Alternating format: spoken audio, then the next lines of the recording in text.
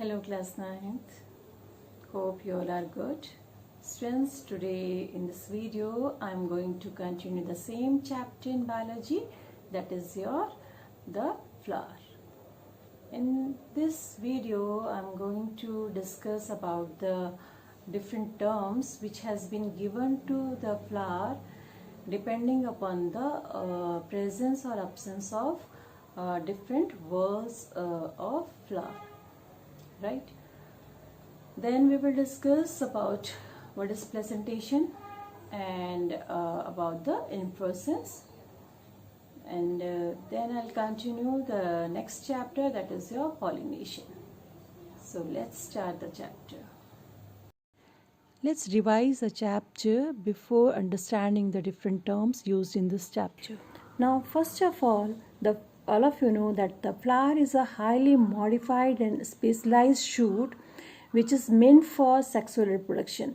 The nodes and internodes are highly condensed to form a flat thalamus or receptacle. The thalamus is very short and it is usually born at the end of the stalk, and that is what it is called pedicel. Sepals or calyx, they constitute the outermost and lowermost whorl, and they are mostly small green leaf-like structures. Now second is your petals or corolla. They constitute the second whorl and are collectively called corolla, and they are usually brightly colored in most of the flowers. The third whorl constitute stamens, which are male reproductive organs, and collectively they form androecium. Each stamen is differentiated into two parts, that is called filament and anther. And anther, they produce pollen grains. And the last or the fourth whorl is located in the center of the flower, and it is a female reproductive organ which is called gynoecium or carpels. Each carpel is a flask-shaped structure. It consists of three parts: stigma, style, and ovary. In this way, the flower has four whorls, that is your sepals or calyx, petals or corolla, stamens, that is called androecium, and carpel is called gynoecium.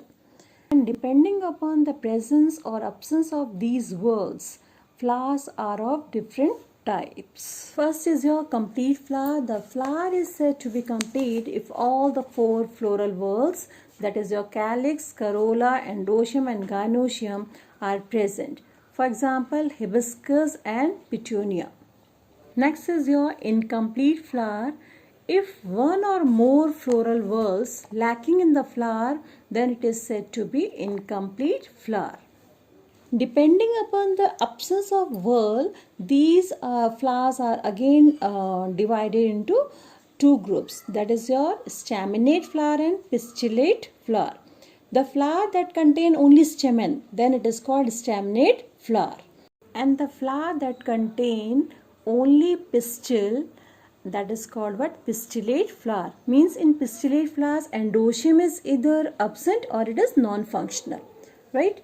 While in staminate flower, gynoecium is either absent or is non-functional.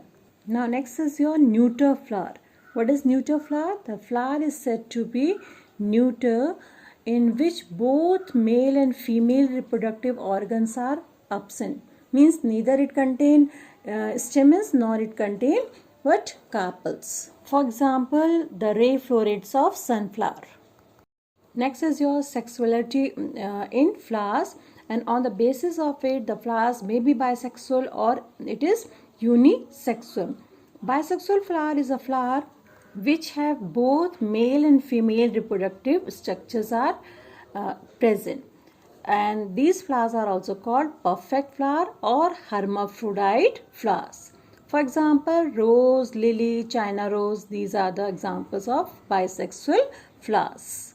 Next is your unisexual flower, a flower which has either androecium or gynoecium. Then the flower is called unisexual flower.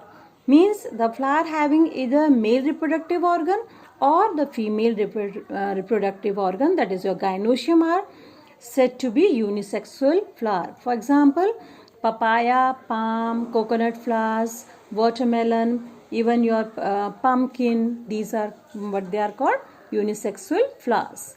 Flowers are also said to be perfect and imperfect flowers. Perfect flowers, that is your bisexual flower or hermaphrodite flowers, while unisexual flowers are called imperfect flower, and they lack either stamens or carpels, right?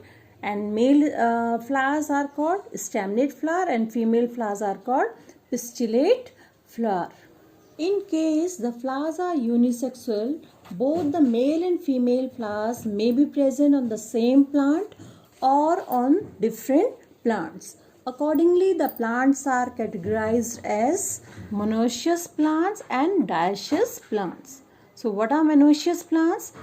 When both the male and female unisexual flowers are present on the same plant, or they grow on the same plant, then they are called monoecious plants. For example, what gourd, maize, cucumber, etc. And dioecious plants are when the male and female flowers are born on different plants. They are called dioecious plants. And for example, papaya, palm, mulberry, etc. Next is your naked flower. What do you mean by naked flower? The flower is said to be naked if both the sepals and petals are lacking completely. For example, beetle, and it is also called achlamydeus. Next is your, what do you mean by placenta and placentation? Actually, placenta is the swollen region in the ovary attaching the ovules to the walls of the ovary, while placentation is the arrangement of placenta in an ovary is called placentation. The functions of placentation is to transfer nutrients, respiratory gases and water from the maternal tissues to a growing embryos. Next important term used in flower is inflorescence. Actually, it is arrangement of flowers on floral stem. The flowers are born either singly and they are known as but solitary, or in clusters on a floral stem. So, a branch or branch stem bearing clusters of flower in a particular arrangement is called inflorescence. The inflorescence or the grouping of flowers makes them more conspicuous to attract insects and other animals for pollination. Many plants can reproduce sexually, and the reproductive part of higher plant is the flower. So pollination is a part of sexual reproduction in plants. It is usually followed by fertilization and later by the formation of seed. Then the seed they give rise to a new plant, right? So the question is, what is pollination? Pollination is the transfer and deposition of pollen grains from an anther to the stigma of a carpel in a flower is called pollination. It is of two types, self-pollination and cross-pollination. The next question is, why flowers need pollination? So what is the need for pollination? Pollination is basically required for the plants to maintain their race or continuity of their generation. Second, pollination helps to produce viable seeds for the next generation plants. Next is your types of pollination. First is your self-pollination.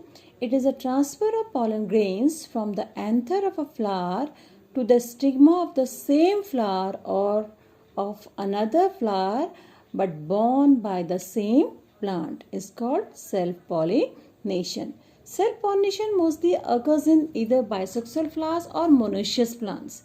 If the flowers are unisexual, so to achieve self-pollination, the flower must possess certain adaptations, such as first is a homogamy. Homogamy is actually when the stamens and carpels of a flower mature at the same time is called homogamy. Actually, to ensure self-pollination, both the anthers and stigma, they should mature at the same time. Second is a clusterogamy. This condition helps in self-pollination in such flowers which never opens, right?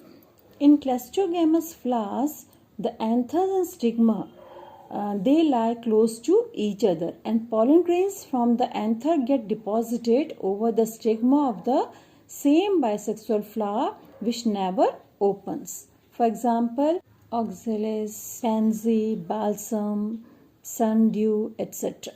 Third adaptation is monoecious plants. If the flowers are unisexual, both the male and female flowers should be present on the same plant. And fourth adaptation is your bisexuality or hermaphrodite. The flowers should bear both the stamens and carpels so that both the pollen grains and ovules are born in the same flower. Let's discuss the advantages and disadvantages of self-pollination. First is your advantages of self-pollination. Actually, self-pollination, it ensures seed production. Second, it preserves parental characters from generation to generation. Third, it helps in maintaining pure lines of race. And fourth is there is no or little wastage of pollen grains. Actually, very large number of pollens need not to be produced, and small number of pollens will ensure pollination. Now last is the flower need not to be large, showy, scented or nectariferous. Means scent and nectar need not to be produced by the flowers for attracting pollinating agents. Now next is your disadvantages of self-pollination. First disadvantages is no useful characters can be introduced in the race or a species. Second is your weaker or defective characters of the race or species cannot be eliminated, and they are inherited as such to the next generation and weaken the species. Third disadvantages is continued self-pollination generation after generation may lead to weakening of the variety. And fourth point is your immunity towards diseases falls after some time. And last is your because of self-pollination, yield decreases after a few generations. Now next is your cross-pollination or allogamy. Actually, what is cross-pollination? Transfer of pollen grains from anther of one flower to the stigma of a flower of another plant of the same species. Means when the pollen grains are transferring from one flower to another flower but born on another plant but of the same species, it is called what? Cross pollination. Nature always favors cross pollination because it helps in the formation of new and better new combinations of characters. For the purpose of cross pollination, some adaptations are found in the plants. First is the flower should be what? Unisexual. Means first adaptation is your unisexuality. Flowers may be male or female born either on the same plant. For example, maize, cucumber, castor, or on different plants, for example, palm, papaya, mulberry, etc. Now, second adaptation is your self-sterility. The pollen grains of a flower do not germinate on the stigma of the same flower, but they should germinate on the stigma of the flower borne by another plant of the same species. For example, ray florets of sunflower, orchids, apple, grapes, etc. Now next is your that is your hercogamy. In this condition, anthers and stigma are so placed in a flower that the pollen grains from the anther are unable to reach the stigma of the same flower. Actually, herco means barrier. Means some barrier is there between stigma and the anthers, so that the anthers pollen grains cannot reach to the stigma of the same flower. Next is your heterostyle. In such flowers, the stigma and anthers grow at different heights, which does not favor self-pollination. In this case, either the style is very long or anthers are at more height so that it discourages cell pollination. For example, primrose, oxalis, etc. Next is your dichogamy.